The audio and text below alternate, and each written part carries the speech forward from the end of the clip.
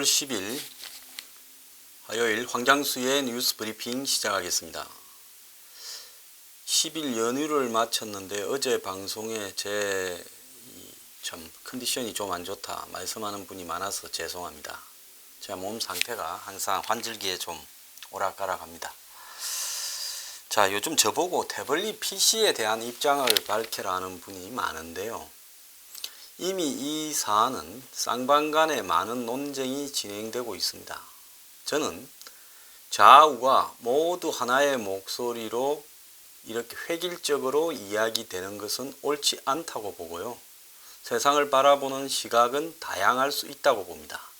그런데 제가 정작 태블릿 PC나 이런 부분에 대해서 제 개인적인 입장을 밝히는 것이 뭐가 중요하다고 저보고 자꾸 이야기를 하라는 거겠습니까? 그것은 자신의 입장에 동조하든가 네가 과거에 탄핵에 찬성했던 문제에 대해서 반성하라 이런 거 아니겠습니까?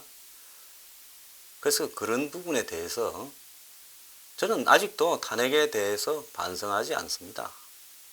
문재인 정권이 이렇게 난장판을 치고 있는 것과 탄핵은 별개의 문제라고 생각을 합니다. 그리고 더 나아가서요.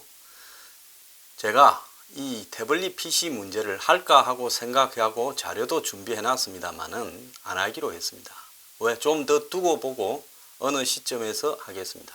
이 문제는 이미 성역의 범주에 들어가 버렸습니다. 제가 방송에서도 이야기했습니다. 5.18 같은 성역의 범주에 들어가 버렸기 때문에 이 문제를 합리적으로 토론하거나 평가하는 부분은 어렵다라는 것이 제 생각이고요. 그리고 더 나아가서 지금은 생각이 좀 달라졌을지 모르지만은 한때는 저와 가까이 했던 사람이 이 문제들에 매몰되고 있는데 제가 나서서 그렇게까지 할 필요는 없다라는 생각을 하고 있습니다. 그래서 저는 이 문제가 당면한 대한민국의 어떤 중요한 방향을 가름짓는데 중대한 문제가 아니라고 생각합니다. 어떤 분들은 매우 중대한 문제라고 생각을 하고 이 문제가 지금 현재 정치 문제에서 가장 중요한 문제라고 생각을 하겠지만은 저는 그렇지 않습니다. 그렇기 때문에 제가 뭐라고 이야기하든 논란을 또 불러일으킬 거고 그분들이 원하는 형태로 100% 말하지 않는다면요. 그럴 바에야 이 문제를 말하는 사람이 많고 전문가를 자처하는 사람이 많은 마당에 구태여 저까지 나서서 말할 필요는 없다라는 겁니다. 어느 시점이 되면 말하지 마라 해도 제 입장을 이야기를 하겠습니다. 이 문제에 대해서 저보고 말을 하라라고 강요를 하시는 분들은 제가 하나 권유를 해드리겠습니다. 그냥 제 방송을 보지 마십시오. 세상의 모든 사람의 생각을 내 생각과 똑같이 맞추고 생각이 그런 부분에서 다르다면 그 사람을 적으로 대하는 이런 어떤 풍토에서요. 저는 말을 하지 않겠습니다. 그것이 지금 태블릿 PC 문제를 제기하는 분들을 도와주는 거다. 그렇게 생각하길 바라고요. 제가 보기 싫으면 저를 안 보면 됩니다. 자, 추석 연휴에도요. 많이 시끄러웠습니다. 대통령이 안동에 가서 유성룡 생가에서 제조사나 징비라고 글을 쓰는 걸 보고요. 제가 제조사나 징비 이 부분은 한 2년 전에 뉴스 브리핑에서 유성룡의 책 나라가 아니다 라고 하는 말을 이렇게 소개하면서 그런 이야기들을 했습니다. 그런데 이제 그 문재인 대통령이 이 제조사나 나라를 새로 다 짜야 되겠다. 징비, 이 누적된 잘못을 이렇게 철폐하겠다. 이런 뜻 아니겠습니까? 그래서 적폐청산을 들고 나오는 부분이라고 보여집니다. 그런데 추석 민심이 과연 적폐청산이었는가에 대해서는 저는 좀 의문입니다. 추석에 가장 큰 국민들의 관심은 전쟁이 나느냐, 그 다음 경제가 왜 이러냐, 열을 놓는데 경제가 이 모양이라서 어떡하느냐 이렇게 이야기를 했습니다. 대다수 민주당 의원들조차 적폐청산 이야기는 별로 못 들었다. 먹고 살기 힘들다는 하소연이 크다. 이런 이야기들이 많았습니다. 국민의당에서조차도 문정부에 실망을 한다라는 의견이 지역에 많이 있더라라고 전했습니다. 긴 연휴에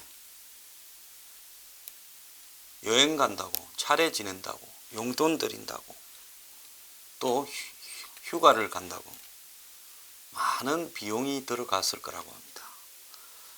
추석 명절 동안에 인천공항을 통해서 해외로 나간 사람이 206만 3천 명이고 하루 평균 19만 명가량이 나갔다고 합니다. 그리고 전국의 관광지에도 인파 행렬이 있었습니다. 자, 그런데 중요한 부분은 내수 효과가 조금은 진작되었을지 모르겠지만은 과연 열흘만큼의 놀 가치가 있었느냐. 세상의 경제라는 것은 하나가 얻으면 하나 잃는 게 있습니다. 열흘을 놓으면 소비는 늘어나지만은 그 다음에 이 작용하는 게 뭐겠습니까? 공장이 문을 닫습니다. 생산을 해야 될 때는 생산을 안 합니다. 유통기업들도 문을 닫은 데가 많았습니다. 그렇기 때문에 수출 실적이나 실제로 이 판매량에서는 많은 차질이 생겼습니다. 자, 그런데 일자리가 양극화되어서 어떤 일자리는 중산층 이상의 수준에서 집도 사고 생활하기에 부족함이 없는 일자리도 있고, 또 대부분의 일자리들은 한마디로 이 서민, 빈민으로 살아갈 수밖에 없는 직업이 있어도 그런 일자리로 지극히 양극화되어 있고, 좋은 일자리 숫자는 고시 합격한 것만큼 작고 나쁜 일자리들은 한간에 널리 깔렸습니다. 자, 한국의 나홀로 사장이 제일 많다. 그래서 1인 자영업자 수가 한 400만 명 가량 된다라고 하는 발표가 추석 때 있었고, OECD 회원국 38개국 가운데서 1인 사장이 네 번째로 많았다라고 합니다.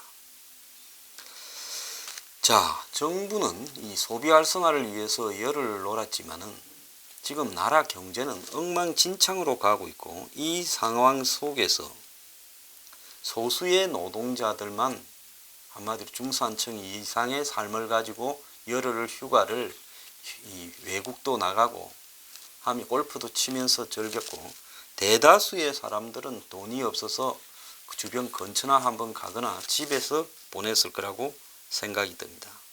몇 달 전에 세계적 투자가 짐 로저스가요, 노량진 공시촌을 찾아서 하루에 15시간 시험 공부를 하는 공시족을 만난 뒤 한국은 투자처로 흥미가 없다.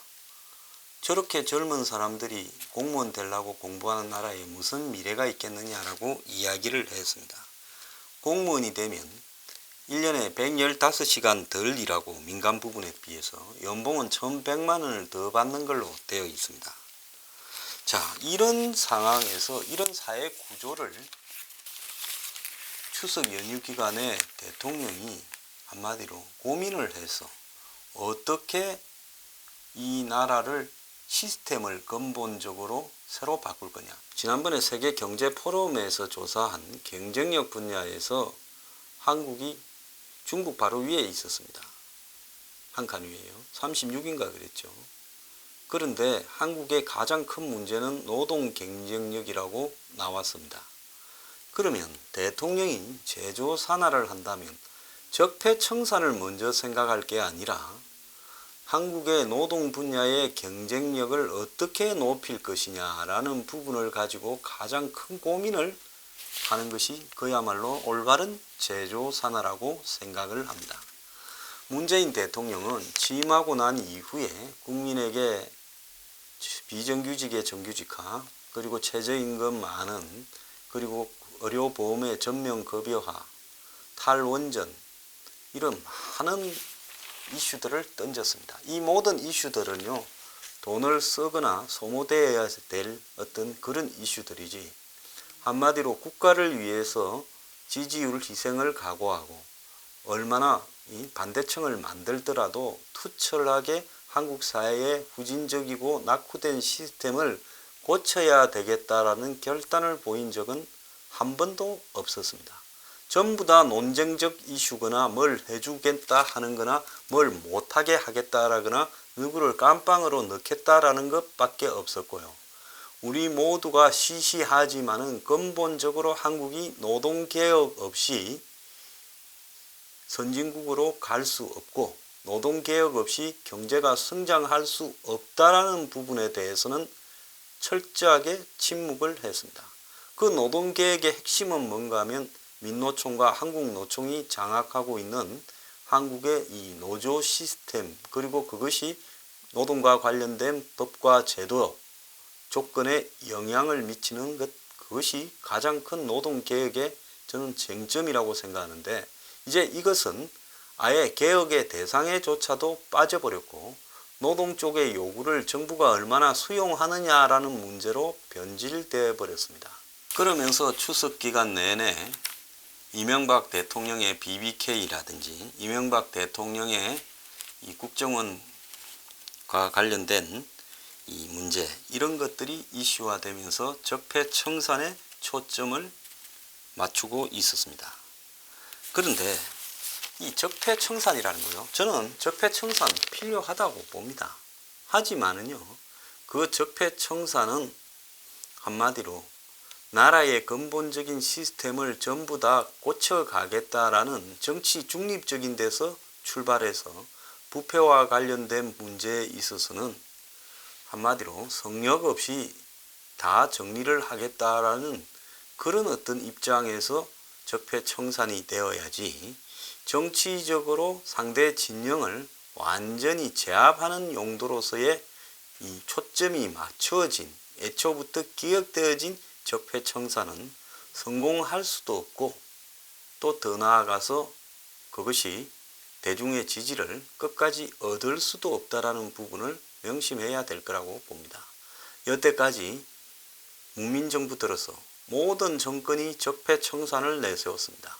김영삼 정권도 적폐청산을 내세웠는데 아들이 임기 중에 깜빵을 갔고요. DJ 정권도 마찬가지로 이야기를 했지만은 그때도 제2건국위원회라고 하는 조직을 만들었습니다. 기억이 가물가물하겠지만 잘 새겨보십시오. 그 정권도 아들 서희가 다 문제가 됐습니다. 노무현 대통령은 조사를 받다가 자살하는 상황까지 갔습니다.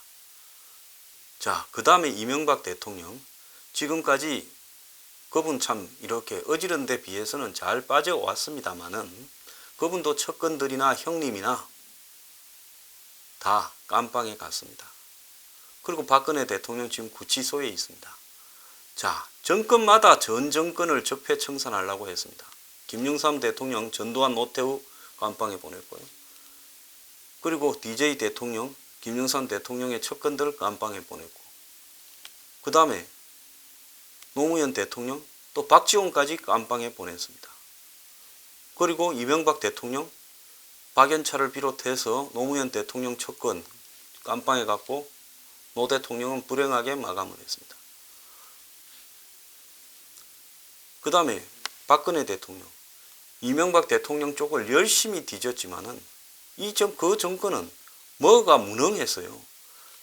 깜빵에 보내려고 작정을 하고 서너 번을 뒤져도 나오는 게 없어서 제대로 보내지를 못하고 잔챙이들만 보냈습니다. 그리고 본인이 또 거기에 갇혔습니다. 그래서요, 한마디로 끝없이 반복되는 메베우스의 띠와 같은 무한, 한마디로 보복의 악순환이 한국 정치의 본질입니다. 자, 그렇다 하더라도 문재인 정권, 정말로 자신들은 비리에 걸리지 않을 자신이 있다 하면, 또 과거에 자신들이 떳떳했다 하면 사사시 뒤져서 이명박 정권이든 박근혜 정권이든 한번 보내보세요. 그리고요, 문제는 문재인 정권 또한 똑같은 기준에 의해서 사법의 칼날을 이렇게 받을 준비가 되어 있어야 된다는 겁니다. 자, 지금 총선 18개월이 지났는데 기소 36명이 됐는데 그 중에 17명, 절반가량이 아직 재판을 받고 있다고 합니다. 국회의원이 그렇다는 겁니다. 그리고 그 중에서 의원직 상실 위기에 놓인 5명은 모두가 야당이고요. 여당은 16명 중에서 당선 무효형이 한 명도 없다라는 겁니다. 이미 한 명은 한국당의 김종태 의원은 의원직을 상실했습니다.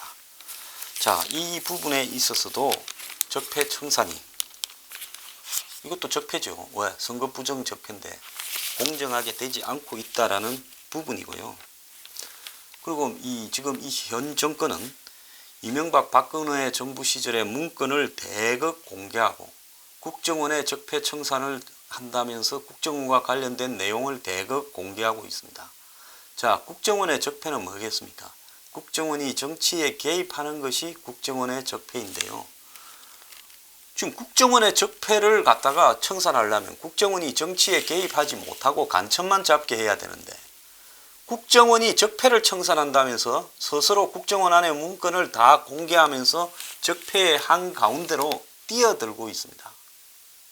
국정원이 현 정권의 편에 서서 국정원 적폐 청산 TF니 뭐니 만들면서 거기서 온갖 자료가 터져 나오면서 정치에 개입을 하고 있는 부분입니다.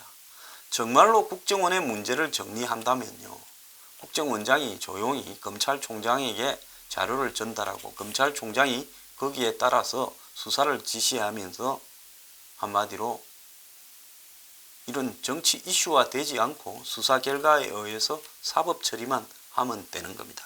그런데 수사도 착수하기 전에 온갖 문건의 구체적인 내용을 낱낱이 까발리면서 적폐 청산을 하겠다라는 정권은 저는 봐도 처음 봅니다. 자, 법원이 오늘 박근혜 전 대통령에 대한 구속영장을 연장 여부를 결판낸다는데요.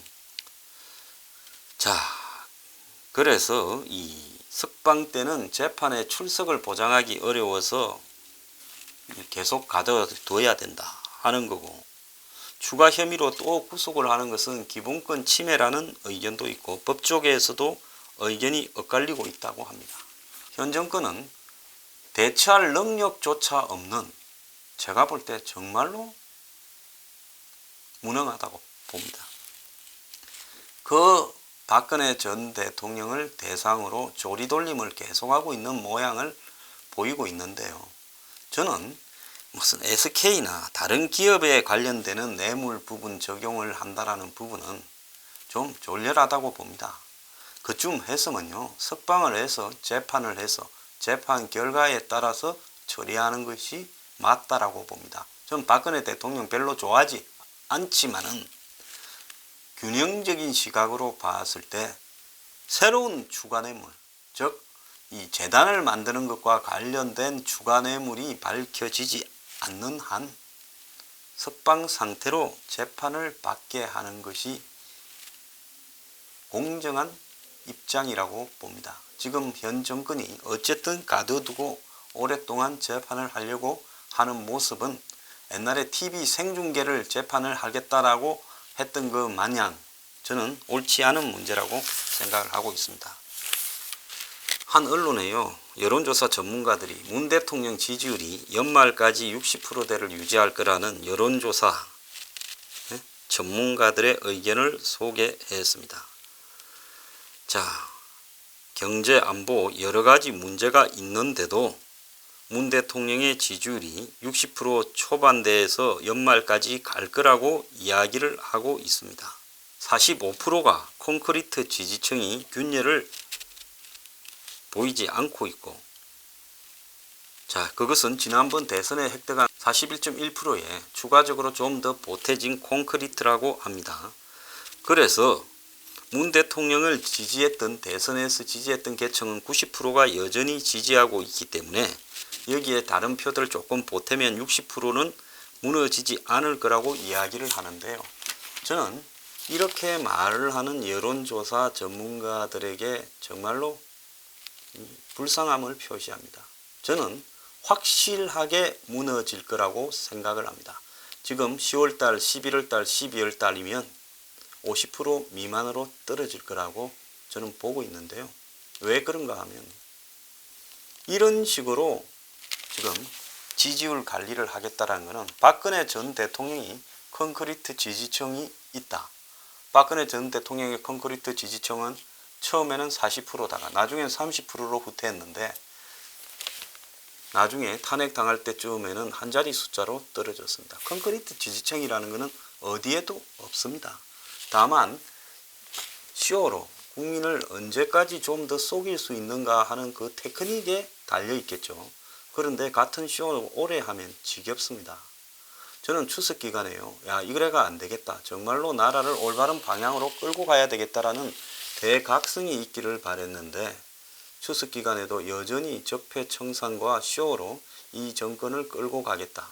그리고 안보에서의 어떤 기본적인 태도는 전혀 바뀌지 않은 채 북한에 대한 평화 전쟁 반대를 그대로 외치고 있고, 경제 문제에서는 이제 급해졌으니까 나중에 이야기를 하겠지만은 무슨 혁신 성장을 이야기하고 있지만 이 정권이 혁신 성장을 시킬 기본적인 토대가 안 되는 정권이라고 보고 있습니다. 개념을 모르고 있기 때문에요.